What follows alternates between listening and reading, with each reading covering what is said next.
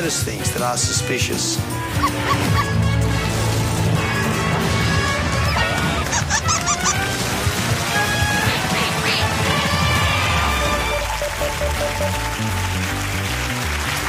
Hello and welcome to Media Circus, where we turn the news game into a game show. And if you think that's demeaning to the news, then you obviously haven't been watching it.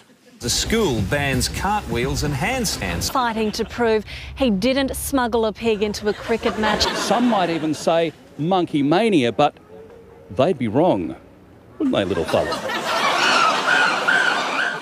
Joining the Media Circus this week, please welcome unemployed comedian Andrew Hansen. The thinking man's Alan Jones, Wally Ali from RN Drive. And from the checkout, Ben Jenkins. You're up against Alex Lee from The Roast. Failed journalist Chris Taylor. And real journalist Ellen Fanning. I thought that was going to go the other way. Welcome, everyone. You're playing in two teams tonight. On the orange couch, we have Team Australia. Sadly means on the blue couch, all that's left is Team Evil. So there you go. Well, good luck to you. And looking down on the Media Circus, as always, is Australia's least respected fact-checker, Chaz Licciardello. Hello, hello, hello. Chaz, a fact-checker on this show, what does that actually mean? Just give me a second. We might leave you with that, Chaz. Thank you very much. A fact-checker is a person who checks factual... No. Okay. So let's play the news game.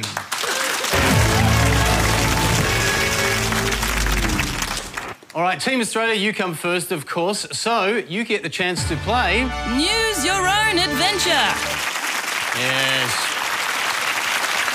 So you choose the topic for the first question. Let's see what your choices are. ISIS, the sentencing of Oscar Pistorius, shirt-fronting Vladimir Putin, and finally, the Bachelor Blake Garvey is a love rat and we should be baying for his blood. All right, Team Australia, what do you want to go first? I think that Bachelor guy has been quite nasty to a lot of people, so I'd like to choose somebody nicer. Let's go with ISIS. Great.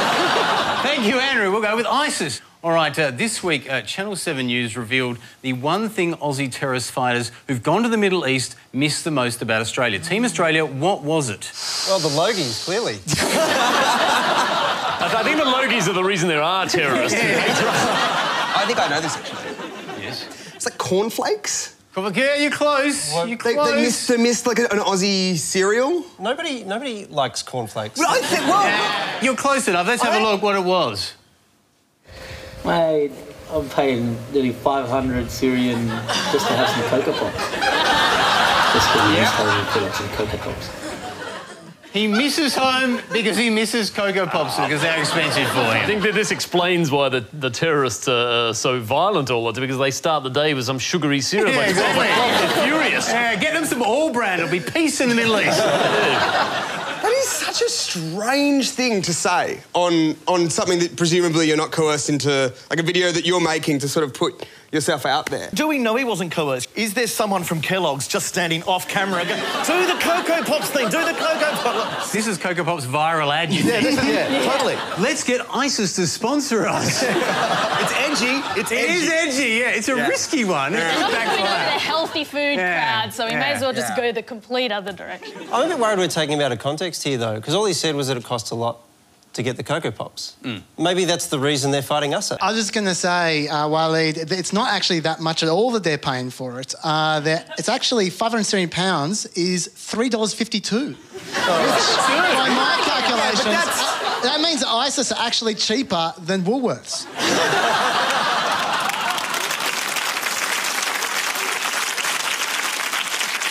I did think that soldier went too far when he described the airstrikes as just like a chocolate milkshake only.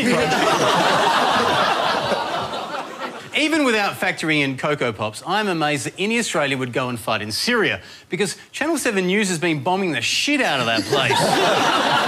Yes. Channel 7 News has dropped more bombs than our military actually has. Have you been bored by the war like I have? I think part of the problem is the third in the sequel is never great, is it? So you had Iraq War I, Iraq War II. The third, You know, like Shrek 3 and... Actually, this is... in the prequels, because they were always... ISIS the Phantom Menace, that's the city. I remember when, in the sequel, Iraq 2, I remember watching Fox News and they were sort of celebrating footage of what is essentially murder on screen. And I'm kind of relieved the media's shown restraint this time. Yeah. I don't think they've shown restraint, I just think they don't have any footage. But they actually do have some footage, don't they, Willie? Well, but I'm actually more interested in the military's restraint. Because it's not as though they couldn't drop bombs, right? They could. In fact, one of the reasons that the Australian military, at least, didn't drop bombs in one case was because they did an assessment about whether or not civilians would be killed and they decided it would ultimately be too risky. And our standard on that is much higher than the American standard. So what we actually need are cameras on board American strike fighter planes, and then suddenly you'd have a news bulletin. Look, I'm surprised ISIS has any fighters at all, given the inspiring rhetoric of our leaders. I say again to any Australian who might be thinking of travelling to the Middle East to join in terrorist activity, don't. If there's any Australians who are fighting as part of the ISIL organisation, they should stop. We haven't seen such inspiring wartime speeches since Winston Churchill's famous World War II catch cry, "Hey Nazis, just cut it out already." Now, the PM does like talking tough about ISIS, though, and there's one word he especially loves using. Evil. Evil. Evil. Evil. Evil. Evil. Evil. Evil with evil. It's hard to argue with that description, although Abbott still hasn't called ISIS what, for him, is the very worst term of abuse. A carbon tax. But for now, he's all about the evil, which brings us to our next game.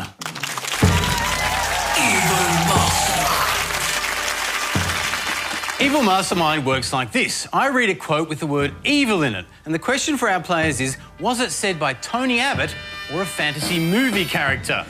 So let's play.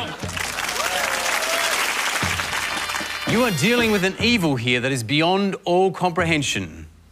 Was that Abbott or a movie character? That has to be Abbott. No, that was Zordon of Eltar, the mentor of the Mighty Morphin Power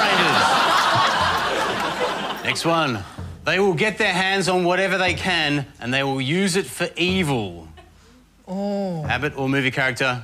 I don't think there's enough suspense there for Tony Abbott. This is $1 billion in the middle of a budget crisis. That's not Tony Abbott. You think it's a movie character? It's a movie character. That is Tony Abbott. I think you overvalued his scriptwriters. All right, this is evil. It's as near to pure evil as we are ever likely to see. I wasn't saying that about you, Wally. It suddenly seemed like being a bit harsh. Abbott or movie character? I'm also a little bit worried about this spotlight in the context of discussing terrorism. Thank you very much. Whatever it is you think I know, I don't. I'm going to go with Tony Abbott on this. That is right. Tony Abbott, well done. OK, this evil cannot be concealed. It should have ended, but evil was allowed to endure. Tris, Abbott or movie character? I reckon that's movie character. That's right. That's Elrond, the Elf Lord of Rivendell from the Lord of the Rings movies. The last thing we can do is wring our hands in the face of the grinning evil that we have seen. Abbott or movie character? Movie character. No, that's Tony Abbott, Elf Lord of Warringa.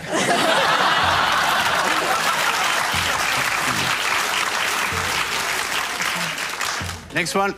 The season of evil begins. The evil season, right after autumn. I'm going to say movie character. That is Vigo, the Master of Evil from Ghostbusters 2.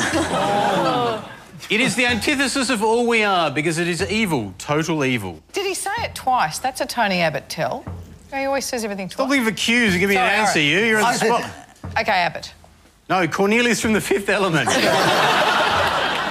A jihad of revenge, the like of which we've never seen before. You're getting into the realm of evil here. The realm of evil. Abbott or movie character? Hang on, can you guess Mark Latham? That is right!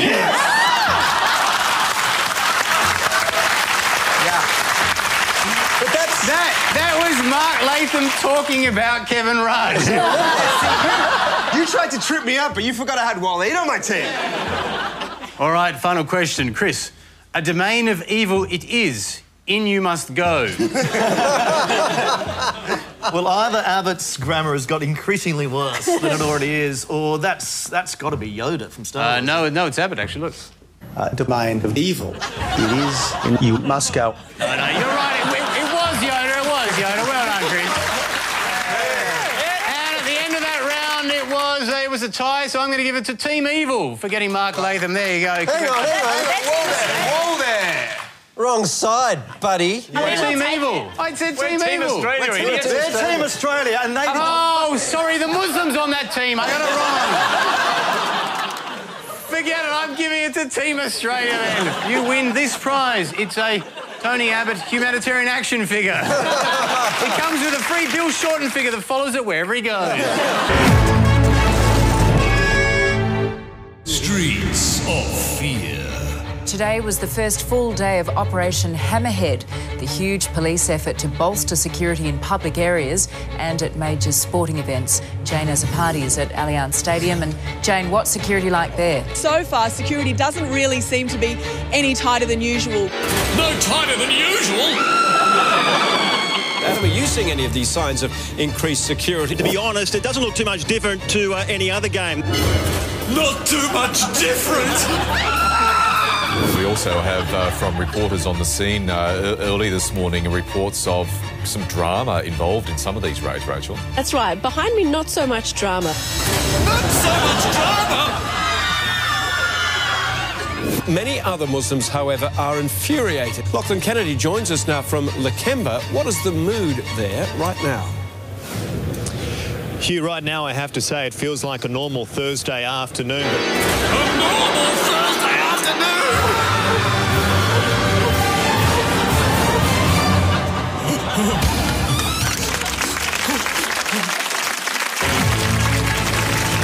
Round 2.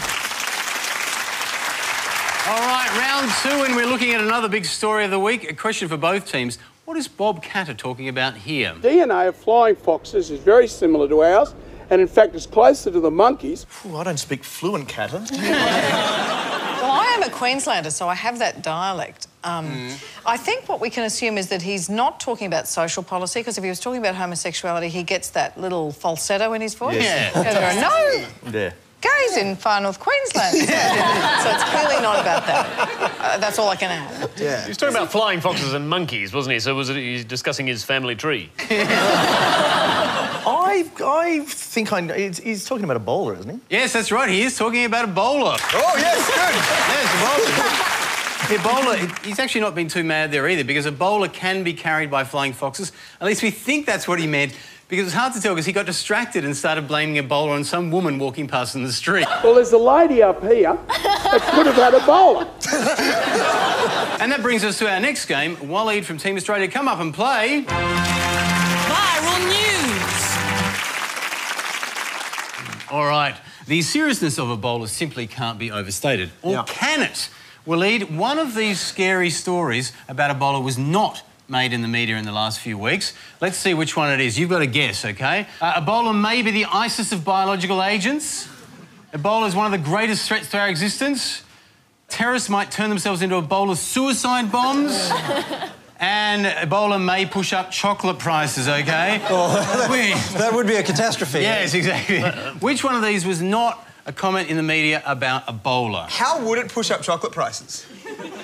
That's a serious question. I don't understand. See, let me tell you something about journalism. That's why the may is there. It's a very useful word. Even allowing for the may, how would it push up? Well, but a lot of chocolate growers are in these Ebola. Oh, in the areas, region. Oh, we get chocolate from West Africa. I reckon find the most boring one. Probably two. The greatest threat to our existence. That's pretty boring. Yeah, which is... Are we locking in? There's one of those every day, the greatest threats to our existence, aren't there? Like yesterday it was Miley Cyrus's new Na-Na dance. All right, so you're locking in two? Lock it in. OK, let's see if you are right. All right, number one was CNN, Ebola, the ISIS of biological agents. It was Daily Mail series. Could terrorists turn themselves into Ebola suicide bombs? I forgot about the Daily Mail. OK, now the next one there, SBS actually came up with this angle. That if the Ebola outbreak reaches the Ivory Coast and Ghana, chocolate prices could increase too. SBS News. news. Do you see how, like, suddenly that sounds like a really serious story? Yeah. All right, which means you were right. The one that wasn't about Ebola was one of the greatest threats to our existence. Do you remember what that was about and who said it? One of the greatest threats. One of the greatest threats to our existence. Was it Ban Ki-moon about climate change? No, it wasn't actually. It was... The internet poses one of the greatest threats to our existence. And if you think that Ebola is scary, remember that Glenn Lazarus is the voice of reason in the Palmer United Party. OK, well done, Waleed, you got it right. Congratulations. Look, this week it also emerged that the sword confiscated during recent terror raids... Police recovered a sword with an inscription in Arabic. Ominous. ...was actually a decorative sword common in many Shiite homes. Some in the media even claiming it was plastic, which means that the answer to this question... Was this the sword alleged terrorists plan to use to behead innocent Sydney bystanders? ...is no. Or yes, but very, very slowly. Well, obviously, confusing religious artefacts with weapons is a problem that can lead to fear in the community. So in order to sort this out, let's play our next game. Deadly implement or religious accoutrement. I can't believe that the new Price is Right never took that name. OK, Team Australia, here's your first example. Is it a deadly implement or a religious accoutrement? I mean, anything's deadly if you throw it at somebody hard enough. I was going to say, if you're conducting an exorcism, that's exactly what the sort of thing you'd want to use. I think you're overthinking it. It's rosary beads. It's rosary beads? So you don't think they're deadly? Look. Well, they are for Satan.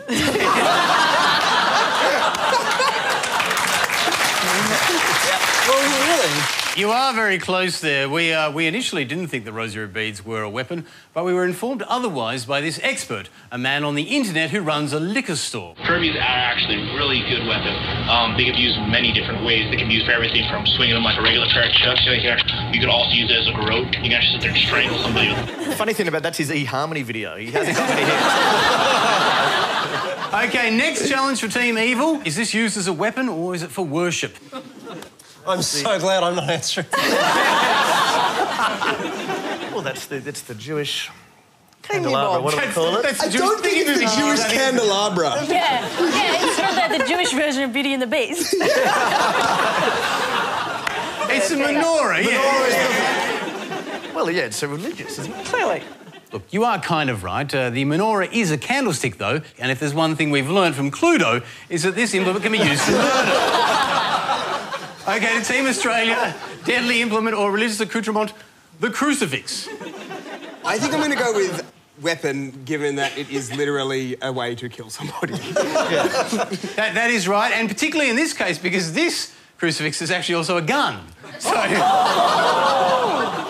I think we've all learned a lot about religious implements in this round. At the end of the round, the winning team was Team Evil. Congratulations, you win a Buddha meditating on serenity, which is actually a hand grenade as well.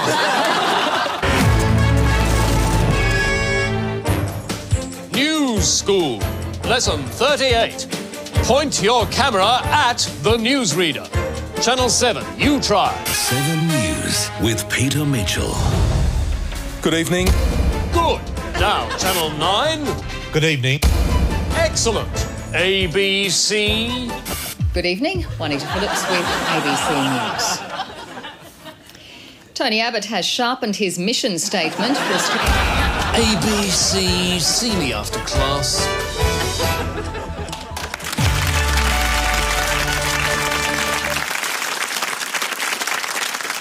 It's a little-known fact that not all of the news happens in Australia, and on the Media Circus, we'd like to take some time to honour the stories from overseas, even though they're obviously less important, in a game that we like to call... That's Un-Australian! OK, Team Evil, you're up first. Alex, come on out here. Come on out. OK, our first story comes from the Liwa Oasis. Before we get to why it's in the news, Alex, can you please point to the Liwa Oasis? What clues did you give us? Do we know the story? No, it's the opposite. You'll get the clues to the story afterwards. Right. You got the clue. It's somewhere in the world. There's a whole lot of just nothing around here, right? Hey, I think we've got enough troubles with Russia without you stepping in. I'm going to say, there, that yellow bit. That yellow bit there. Let's see how close you are. Oh, yeah. Oh, it's in the United Arab Emirates. For a point, can you tell us why the Leeward Desert was in the news? Here's your clue. The Leeward. Was it Camilla Parker Bowles' wedding anniversary? No, look, the real reason it's the Leeward Oasis is that Google strapped a camera to a camel to capture the Leeward Desert for Google Maps, for kind of street view. It's a potential lifesaver for people stuck in the desert with full mobile phone reception. And if you don't have the Google search engine there, you can just go up and ask the camel anything. Yeah. Every time you use the Google Street View thing, the same thing happened. Some poor guy got caught out. Bad luck, Alex. And now it's Ben's turn from Team Australia. Ben, coming out here. The next story comes from the Altai Mountains. Where are the Altai Mountains? Hey, guys. Yeah. Do you know where that these things are? As a matter of fact... You didn't know we couldn't do that. Hey. I'm going to go with gut. I think that's a good geography skill. Just go with your gut. Bang. Just there. Let's see how good your gut is. Let's see where... Yep. That's what I was thinking. Yeah. Vladimir Putin celebrated his 62nd birthday by spending a day in the wilderness somewhere near the Altai Mountains. OK, thank you, Ben. Go back to geography class. Thanks for that. Well, this week our relations got a bit frostier with Russia after Prime Minister Tony Abbott said... I'm going to shirt front, Mr Putin. Does everyone know what shirt front is? Because I was a bit confused. Well, I just thought that Abbott was being nice and offering to do Putin's laundry. Chaz, what is shirt fronting? Well, according to the ABC, it is this. This is what a shirt front looks like, and it's definitely not diplomatic. Oh! Do you think Abbott got it right? Do you think he meant that kind of shirt front, or do you think he got the term slightly wrong? I think he meant DAC.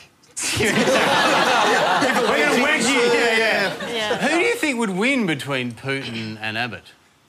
Putin? Yeah. You think so? Putin's way shorter. Abbott's got high and he's got heavier. The dude wrestles bears. Yes. Yeah, but he gets some dude to like tranquilise the bears first. That's how he does it. You wrestle a bear. I'll wrestle a tranquilised bear. You bring one. Bring out the bear.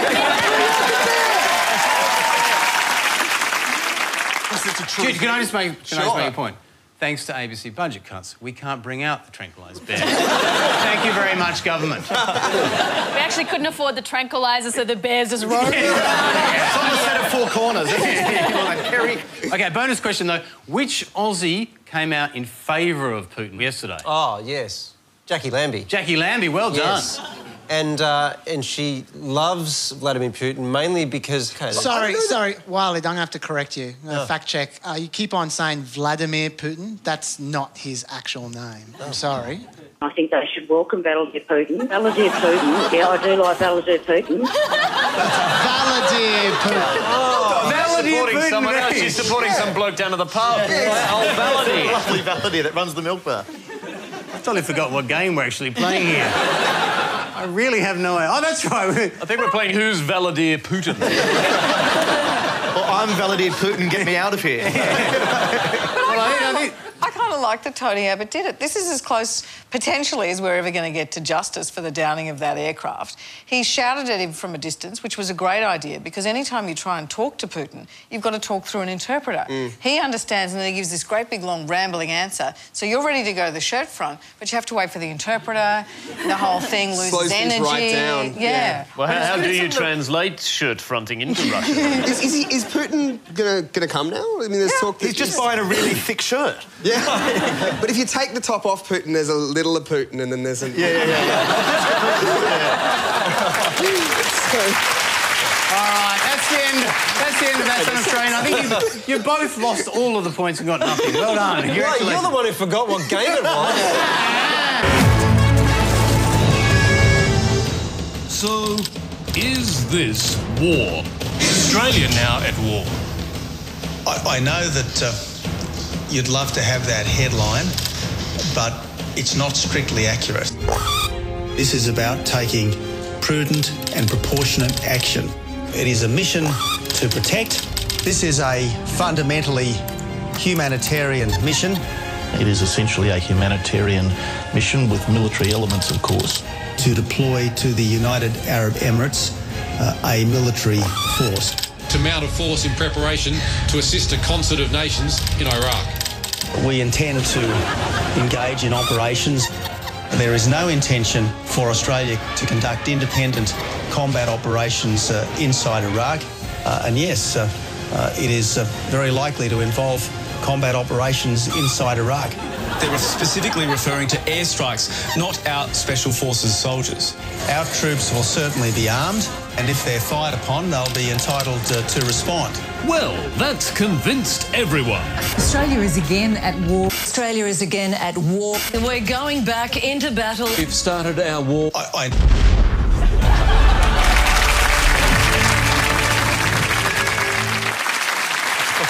now it's time to play Yesterday's News. Yesterday's news is all about stories covered in the news on this day in history, like the 15th of October 1987, when ABC News ran an in-depth coverage of the National Cooee Championships.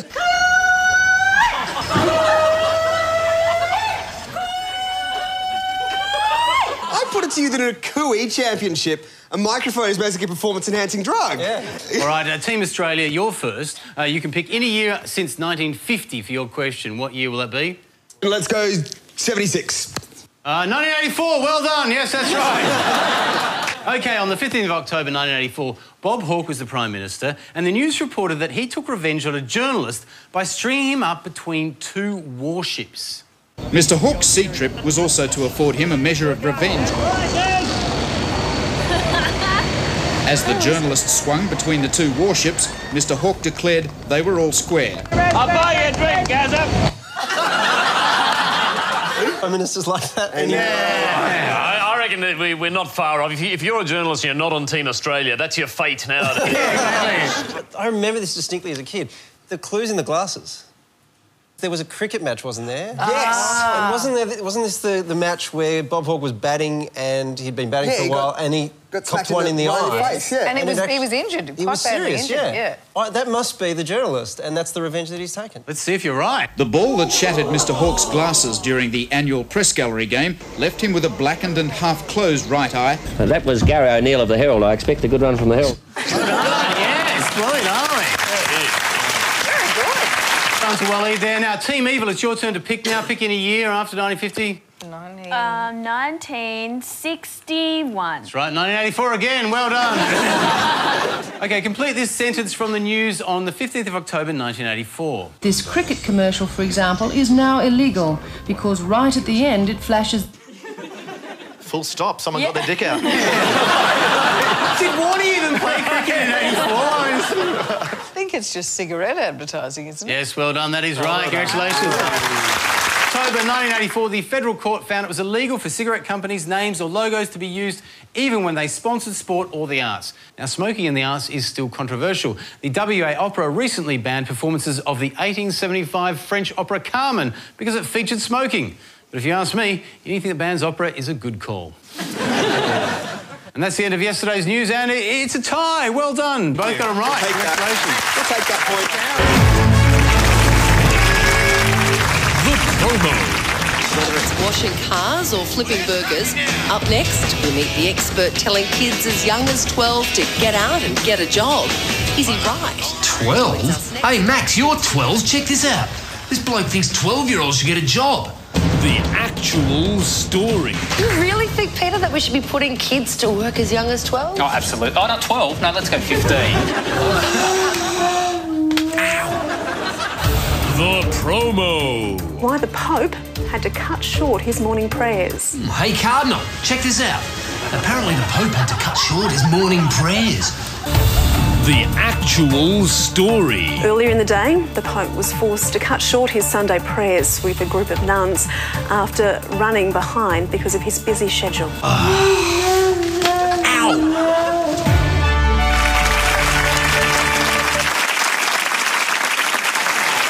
Headlines. They're designed to give us the gist of a news story in a few crisp words. Or at least they used to be. Now, thanks to the age of the internet, the competition to grab our attention is so fierce that some headlines are written as bizarre questions, such as, do you actually eat spiders in your sleep? The idea is that you'll be so intrigued, you'll click on it and read the whole article. The answer, by the way, It was no, according to news.com.au. Now let's see if we can answer the questions the headlines have been asking as we play... Frequently Asked Questions. Right, FAQ works like this. I read a question headline from the news and see if you can guess what the article's answer was. Hands on buzzers, and your time starts now. Did a satanic cult kill the 1 in a million horse? Surely yes. The article says no. Is that you, Gemma Ward? Yes, it is Gemma Ward! Yes, it is Gemma Ward! Is this the world's fastest penis? No, mine is. The answer is it may well be. Is Bachelor Blake Australia's most hated man? I want to say yes, but I'm scared. The article doesn't say. Is this pic proof that Nicki Minaj has a fake butt? Undeniable. The article also doesn't say. How tall is this insane water slide? Massively tall! No one knows. What happened to my girl actor? Stung by bees? She is older and is still an actor. See, that's it. Time is up. Now we've tallied up all the points. And at the end of the show, we've thrown them away because obviously there can be only one winner, and that's Team Australia. You win this terrorist negotiation kit, just in case you're caught in Syria. There you go. Well done. Yeah. We'll see you next week back in the Media Circus. Good night.